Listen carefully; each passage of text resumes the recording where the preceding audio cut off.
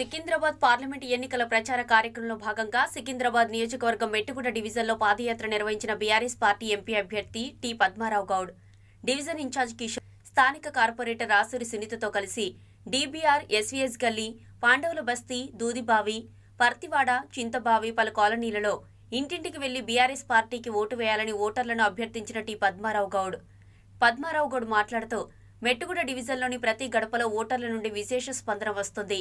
మీరు ప్రచారానికి రాకపోయినా మా ఓటు మీకే వేస్తామని ఓటర్లు నాకు తెలుపుతున్నారు. గత ప్రభుత్వ హయాంలో మెట్టుగుడ డివిజన్ని ఎంతో అభివృద్ధి చేశాము.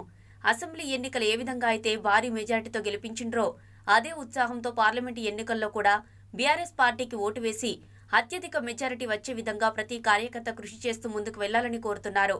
ఈ కార్యక్రమంలో సికింద్రాబాద్ అసెంబ్లీ ఇన్ఛార్జి మేడ రాజీవ్ సాగర్, బీఆర్ఎస్ పార్టీ రాష్ట్ర యువజన విభాగం నాయకులు రామేశ్వర్ గౌడ్, కిరణ్ గౌడ్, కార్పొరేటర్లు లింగాణి లక్ష్మీ ప్రసన్న, సామల హేమ, కంది శైలజ, స్థానిక నాయకులు, కార్యకర్తలు తదితరులు పాల్గొన్నారు.